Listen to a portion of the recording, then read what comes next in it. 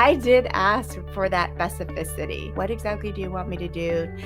And his response was, just go figure it out. Don't bother me with that. Just go figure it out. Just go figure that it is out. so interesting. So I went and did my best based on the information I had. I did it. And then when I turned it in, he came back and redlined like everything and then said, man, you really missed the boat. Oh, that would have, oh my gosh. Yeah, and I'm like you. I don't go into shape spiral. I'm just like, what?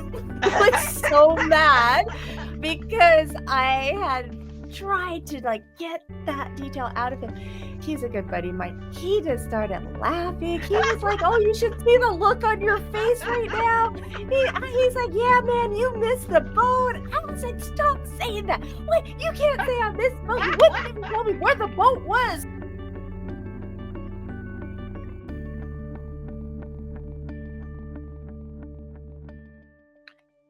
Hello, everybody, and welcome back to our podcast and YouTube channel, Simply Human. I'm Christina Caro, clinical psychologist, and this is my partner, Karen Lelinski, executive leadership and self-trust coach. Hi, Karen. Welcome back. Hey, Christina. I'm just so excited about this topic because this is one that I work a lot with my clients on. And I got to tell you, it's changed my life. So let's talk more about this topic. So why don't you go ahead and introduce it? Okay, in our previous episodes, if you've been following our channel, we've been exploring using a model called the JOHARI Window. And let me just throw that up right now. This is a model that is about helping you become more aware. And if you're on the podcast and this is your first time listening to us, just picture a square divided into 4 quadrants. And we have an open quadrant, a blind representing your blind spot, the hidden, which represents the things you keep to yourself and you don't share, and the unknown or the unconscious. And we've been focusing on how to address bringing more of what's in the hidden, so known to yourself but not known to others, and bringing it into the open in the service of improving interpersonal relationships. So today we are going to be taking more of a deep dive into one aspect of the hidden, which is hidden expectations. So before we start, can you do us a favor and hit that like button, the subscribe to the channel button, the share, and hit that notification button so you know when our new episodes come out. And for you podcast listeners, hit the text us link in the show notes with your comments and questions because we'd love to hear from you. So Christina, I wanted to ask you a specific question about when you talk a little bit about this, what is the true nature of hidden expectations? How would you describe it to people? Think about the last time that you felt disappointed by someone close to you, and then stop a moment and ask yourself, was there something you expected of the person or you thought was going to happen or you assumed would happen that you didn't communicate? So we often assume that others should, quote, just know what it is that we expect of them. And we fall into a very common human behavior that's basically the mind reading trap. Well, you should just know, right? I mean, this happens all the time, especially the longer you're in relationships. So in families, there's a lot of this hidden expectations. You should just know. Or if you're in a partnership, initially we tend to be much more open, but then over time, there's an expectation around attentiveness and familiarity that I don't have to keep repeating the same thing over. You should just know. So hidden expectations generally fall under 3 categories. There's emotional expectation, which is how we expect others to respond to our feelings. There's behavioral expectations, which is what we expect others to do without being asked. And sometimes, even if it's not spoken, this is one where you might drop hints. I know that there's one that my mom used to do, which was like leave the garbage bag out near the door, but not say anything. That's like that passive aggressive behavior where you're not direct and you're also trying to, yeah, exactly. Yeah, yeah, Yeah, it yeah. gets to that point of your hints aren't being met over time, and you start to get mad, and then that hint giving does become more passive aggressive. Hmm. Hmm. And then there's relationship expectations. And those are the ones that are particularly hard for me, being neurodivergent and on the spectrum. Relationship expectations are unspoken rules that we create about how we think a relationship should work. And for those of you not familiar with high functioning Asperger's, or now just called autistic spectrum, is some of us maybe we're missing the software for either picking up or storing those social norms. And so to me, the world is just full of landmines of unspoken relationship rules and that I just can't see and I don't know. So it becomes a source of a lot of social anxiety for people on the spectrum. And I think it's very interesting for me though, because I really feel like for many, like I'm talking years and years and years, hidden expectations, my own hidden expectations, I'm going to say, really led to my constant disappointment. I believe it helped me feed my imposter syndrome too. So I'm thinking Oh, people how's don't like me that? because when I think about I'm a fraud and all these other things, it's because I'm not also sharing my expectations as well. Maybe this Hmm. doesn't make sense, but let me think about that and come back to you on that one. But I kind of feel Okay. like in my brain, there's something about that where my constant disappointment in other people and the response to me that if they liked me, they would do this. And then because they didn't, I'm a fraud, right? And so it's like I Oh, had this expectation of how they would respond, but they wouldn't yeah. respond to the way that I thought, like acceptance response. Like I thought I said something good, and then oh, jeez, I didn't get a Karen, response I wanted. I think that's really so you're saying you have an expectation of a response, say in the work environment, like, well, if they really thought I was the smart person or however I'm Had presenting a myself, great they would idea, they would respond say something. this way. And then it's the same way in intimate relationships, but instead of seeing me as an expert, it's if the person loved me. Yeah, Oh, if they really love me, then they would respond this way when I do XYZ. Or if I'm lovable, if I'm worthy of love, then my expectation is people will respond this way. yeah, So and it can fuel that perception of basically insecurity. That's so interesting. You bring that up of the role this plays in insecurity. That's a really great insight. because guys, this is why Christine and I love to do the Simply Human, because these are the experiences that we're learning from our own life as well as talking to clients and our experiences in the workplace. But what I wanted to tell you is once I learned that when I communicate my expectation more clearly, everything changed because I just enjoyed life much better and I enjoyed relationships much better. And that's why this is so critical. So I'm like so excited that what we will be discussing today will help you, because honestly, if I'd learned this vital lesson back in my 20s, I don't think I would have had all this stress I had and then leading to this chronic disease I had with fibromyalgia and all this other stuff. So, Yeah. Christina, share the psychology behind the hidden expectations. Yeah, sure. Now, we've gone over some of these before in our past episodes, but there is the underlying fear of rejection because as Mm, human beings, we instinctively know that we need to be part of a community, part of a clan for our survival and our safety. So that fear of disclosing and being rejected makes us feel vulnerable. And so we have defenses against it. Well, I'll just keep this hidden. Like that's one aspect. There might be now this is a big one, cultural conditioning. I think this is actually maybe common in some Asian cultures, but you don't communicate these things. There's a lot based on unexpressed expectations, unexpressed just cultural norms. I've heard that so somebody's from New Zealand watching this correctly. I've heard that there's a similar dynamic in New Zealand, and I've also heard mm, there's a similar dynamic in the UK where it's considered rude to be, expressing these sorts of things. So there could be interesting. cultural factors. There could be like you could, and from the family culture as well, you could come from a family that didn't reward communicating expectations or just didn't. It was, children are to be seen and not heard. And there was just you just kind of figured that out because you got in trouble enough times. So they're not really saying that expectation. And you should just obey or you should just respect your elders. And then there's a whole list of bullet points under there and behaviors that are supposed to go with it that are not expressed. A lot of it is based on assumptions, right? I mean, you could kind of hear, Yeah. I assume you know what I mean when I say don't do XYZ. You understand that there's 15 different sub bullets underneath that. So that's where past experience, like if your past experience is you tried to communicate an expectation and it was met with conflict, met with being dismissed, met with shaming, you'll learn not to do it. So then there's finally this belief that real love means that you will anticipate my expectations without my communicating it.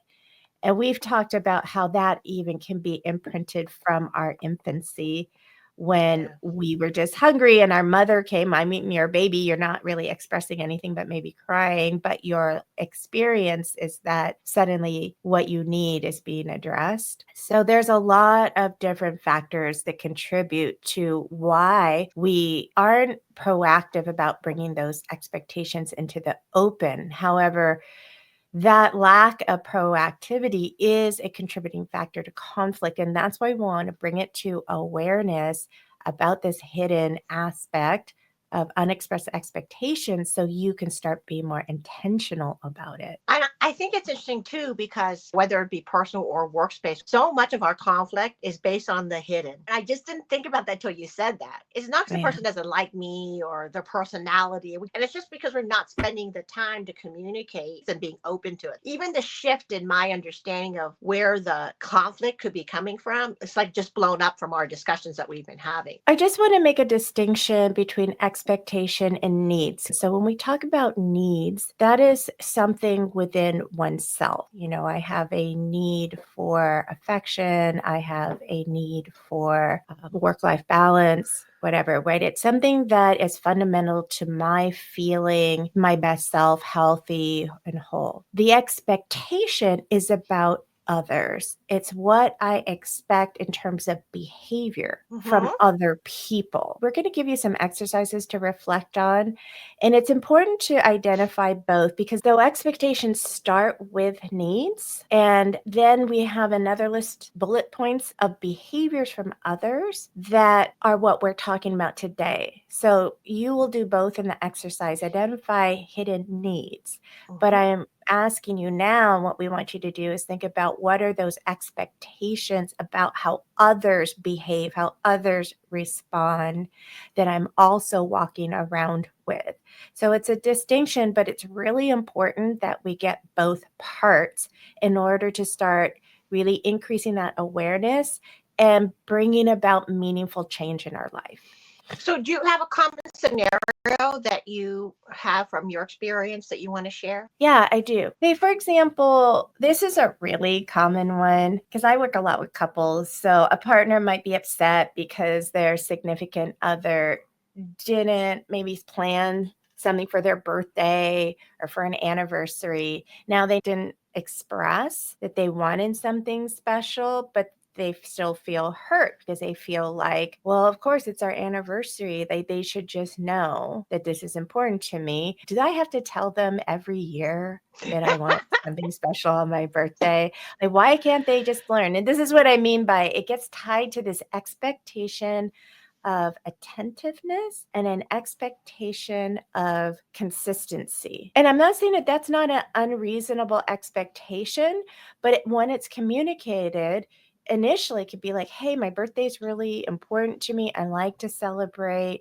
Is that something that, you would be willing to do for me where I don't have to ask you every year? Now you're making the expectation of the behavior really clear. It's not just celebrate my birthday, but can you celebrate it and remember on your own? Because there's two expectations. That's what I mean. Expectation, there's a need.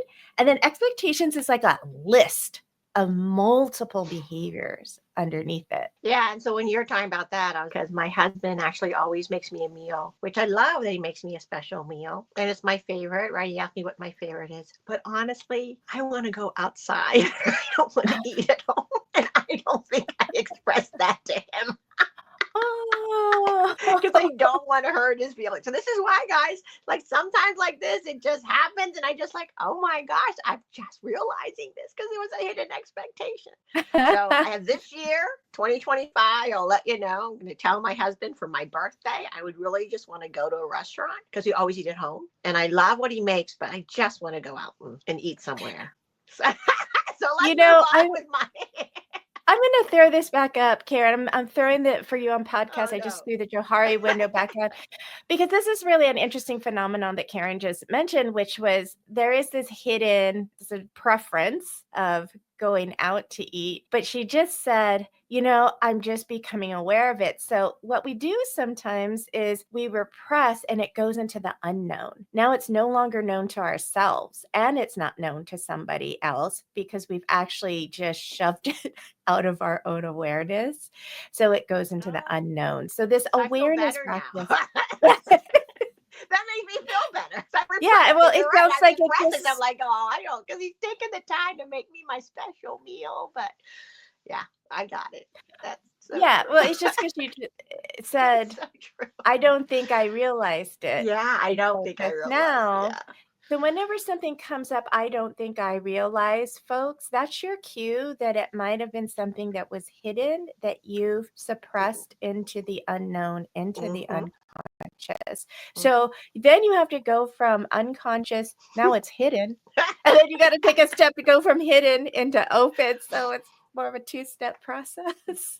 What about in the business environment? I'm sure that this occurs in the business environment a lot. Yeah, so there's one scenario that I wanted to bring up today, which I think it's around expectations. So this is what happened in the past where a manager expects, for example, status updates because there's a critical project on the line. It's like really high visibility and it's really coming to when it's due. It's due at the end of the month. But he never communicates that he wants it on a daily basis and assumes the team should know because it's so critical and they know that his role is because they're always having updates with executives, but he wants to have that status because he's not going to be left without knowing. The team, though, has been burned before because they overshared in the past on the past project or something. And all of a sudden it's like, they don't do that because they were told that they over communicate. And so they tend to stay quiet. So then what happens is the project struggles. He didn't know something. He was caught off guard. Both sides feel frustrated because the manager didn't have the updates and he knew he could have circumvented things earlier.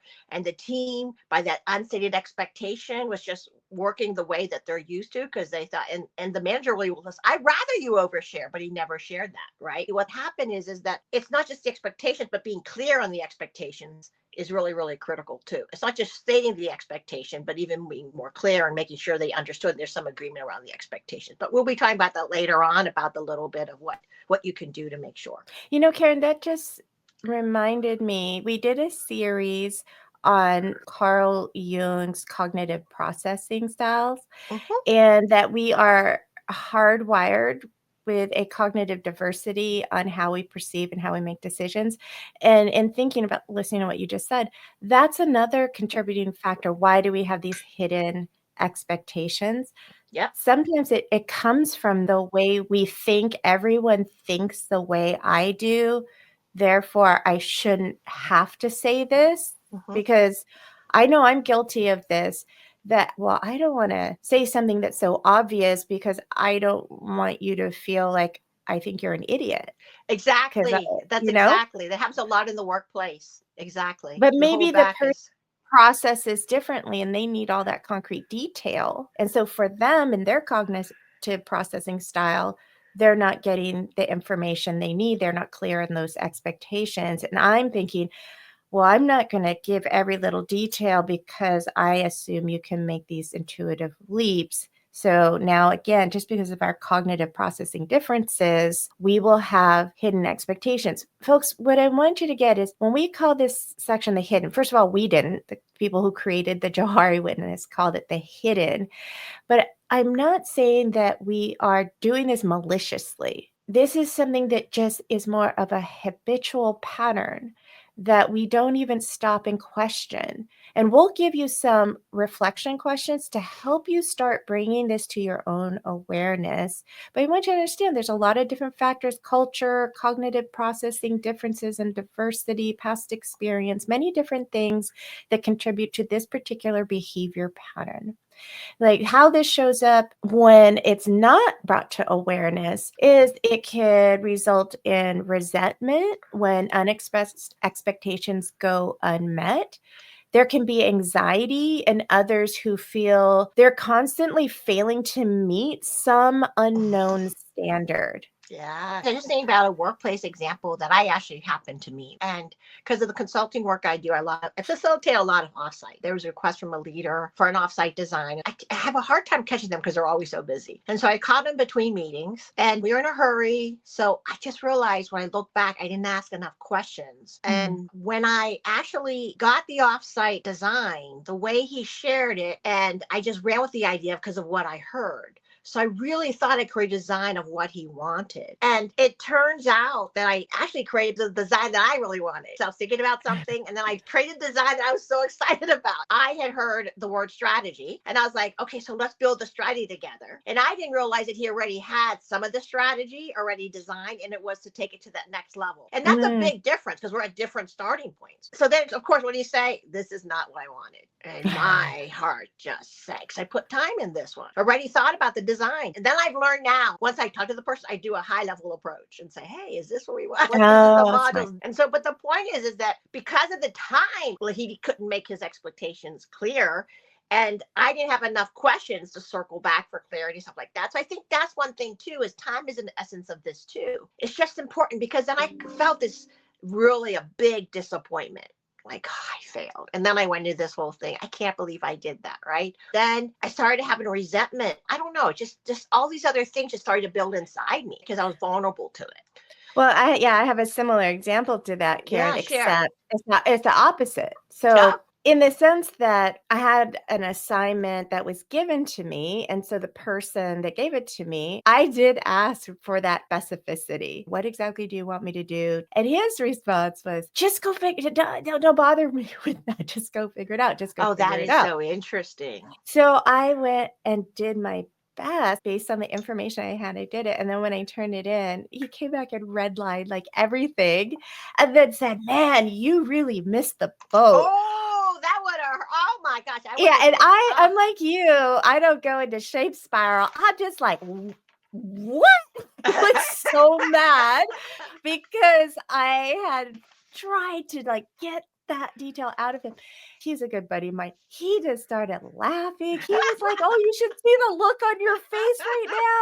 He's like, yeah, man, you missed the boat. I was like, stop saying that. Wait, you can't say I missed the boat. You wouldn't even tell me where the boat was. And oh, we just go back. He just laughed at me the whole time. So, so even that's the thing. Even if you try, just know well, that makes me feel a lot better. Yeah, you're not always gonna get the clarity because I don't even know why that happened, but I just thought that was so funny. It's very similar to yours. Is that I was in my 20s and I was just so let's go on to like what we need to do. How do we change? What are these reflections in terms of how to move forward and how can we start making changes in our own behavior? First, there's a self-awareness practice. You need to recognize your own hidden expectations.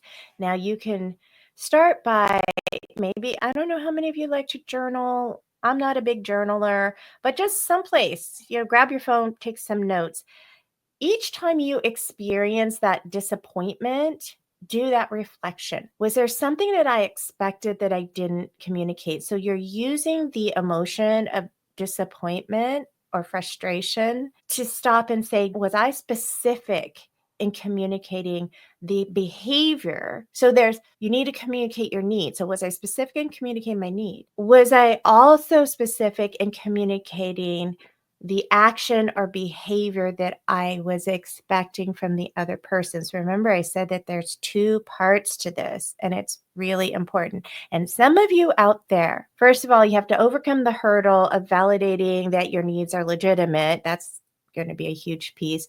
But then some of you may have internal prohibitions about asking things from people because you feel it's a burden, or you feel if I say, I need you to go do XYZ, and you say the specific behavior that you're looking for, that you're being nagging, that you're being bossy, controlling, or you might have a side expectation. Remember, expectations are lists. There's more than one.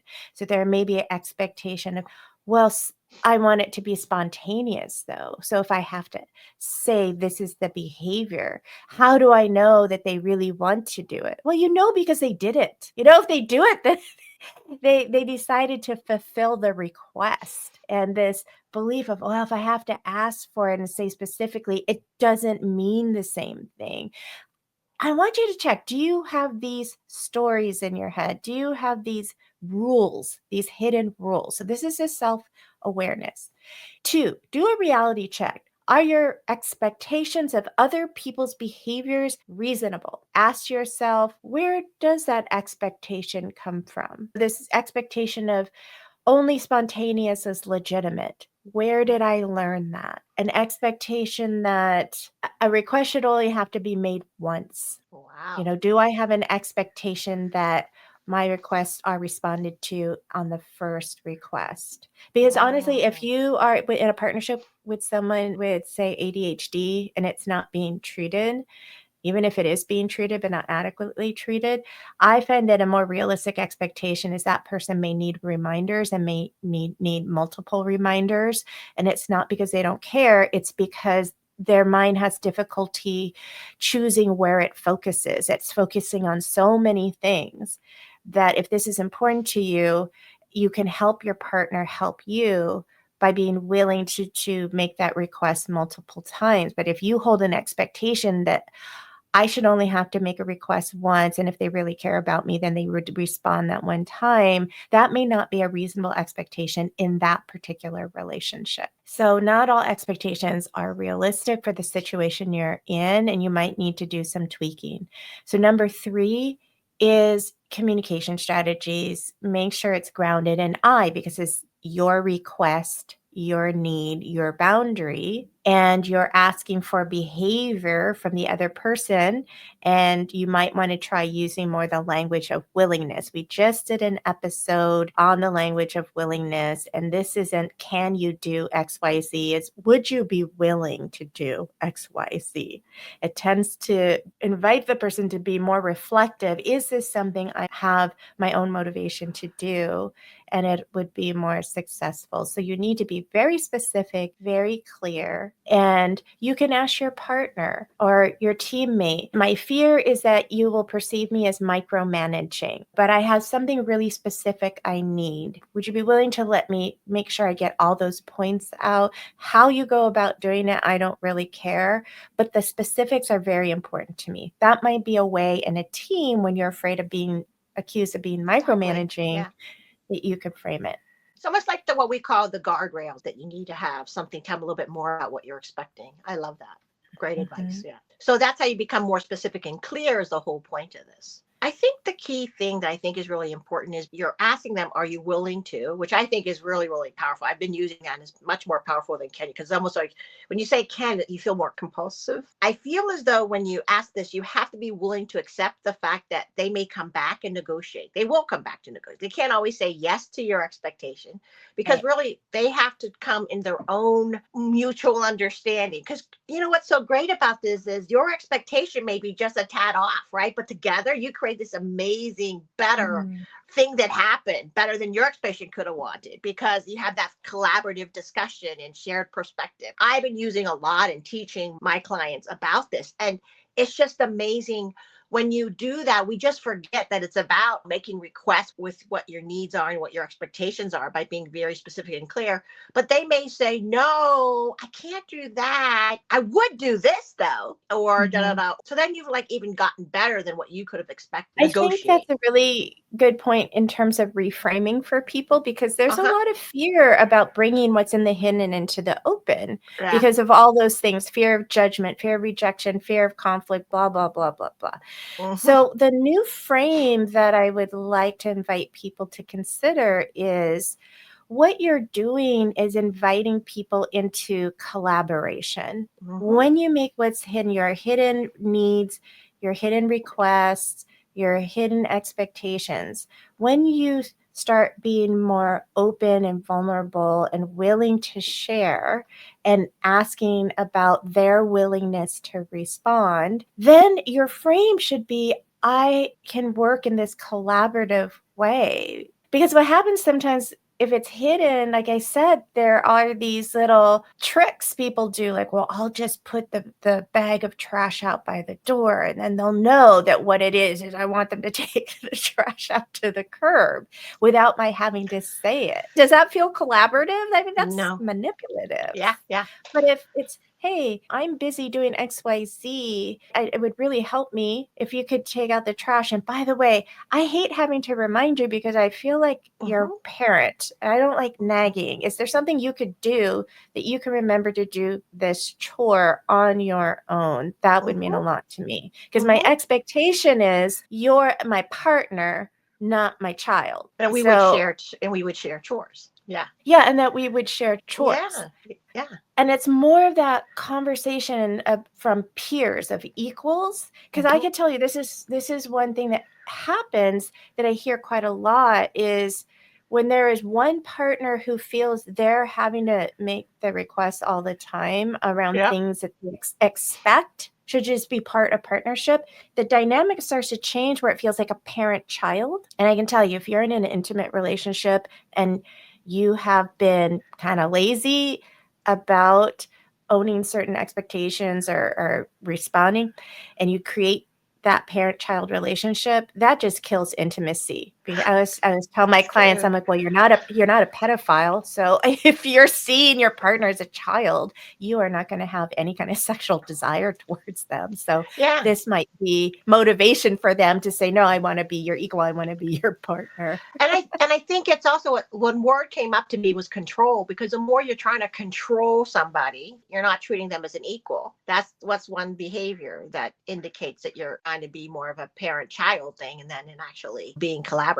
So Yeah, and maybe the reason the person is not, quote, remembering is they don't want to do that particular chore. Fine. Come back and share that expectation of, listen, well, I don't even know of expectation, but at least share your perspective of, I hate taking out the trash. I have scent sensitivity or whatever your reason is. no, Then offer something else. You know what? I'm willing to clean the toilet and clean the shower, that's and what I'm I was willing saying to about. do If you want to this. do the bathroom, because that's even worse than taking out the trash, I'll do that. Yeah, people just have these different preferences, but instead of, again, being passive aggressive and just not doing it and not communicating and not collaborating and working out fair exchange, again, do you have a hidden expectation that you shouldn't have to do any chores in the house? I go out and work all day, and whatever your perception, like I've heard this in some couples, like, well, I work, and their partner, maybe they made a decision together that one partner would be the stay-at-home parent. Mhm. And now there's this expectation, well, I'm working, so you do all this stuff at home. And I always have to work with the stay-at-home parent and say, yeah, you're working too. You're just not getting paid. So you still need to negotiate this That's true. difference.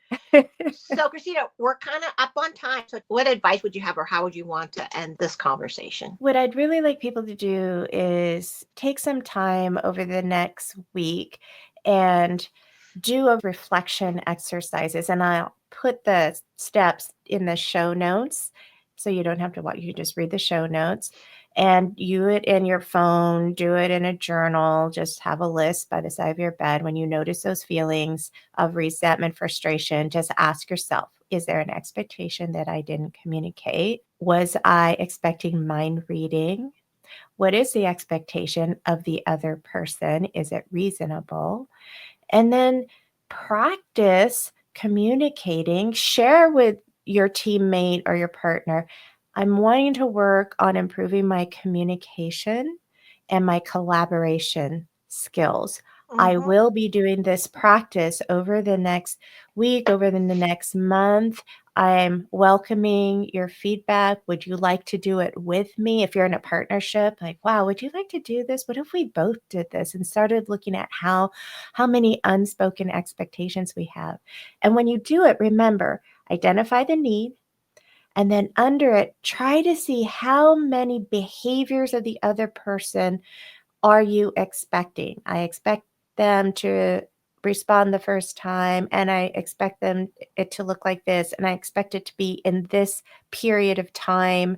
There's a whole bunch of expectations of other people's behaviors. See if you could capture as many as you can. And if you do this practice, I think it will do a lot to help you really start reducing conflict in your Mm-hmm. relationships and your teams and actually increase connection. You know. I mean, remember when we did needs, it's Mm-hmm. make distinctions between needs and wants. Yeah. And then now we're also saying, is the expectation of a behavior from someone else reasonable? And sometimes, listen, don't fall into this trap. We would say, well, I would do it. Okay, well, that's fine and dandy for you. Those are your expectations of yourself and your own behavior. To be respectful of your partner and your teammates and the people in your life, that reasonableness of expectation should be based on the makeup of that person's ability, that person's capacity, that person's willingness, not from your own. You can Mm-hmm. say, this is what would come naturally for me. Is Mm-hmm. that hard for you? Is that the same for you? If it's shared, sure, it can now become a reasonable expectation. But like I said, say you have a partner with ADHD and expecting that I only have to make the request once, I don't think that that is at all reasonable expectation when someone is actively struggling to focus their mind where they want to focus it. So base it on what you know about the other person and Mm-hmm. then ask questions of them. No, this is great. Thanks, everybody. And remember, if you have a comment, like you had a big aha after this conversation, or you have a question, please put in the comments and, share it with others, because a lot of us struggle with this. And I think the more we share it, it's something that allows us to reduce the conflict. And we believe the hidden is really, really interesting and something that Yeah. people can really take hold of more simply. And I just think we just don't talk enough about it. All right. All right. Until next time, everybody, don't forget, stay curious and stay kind, and we will see you next week. Bye. Bye, everyone.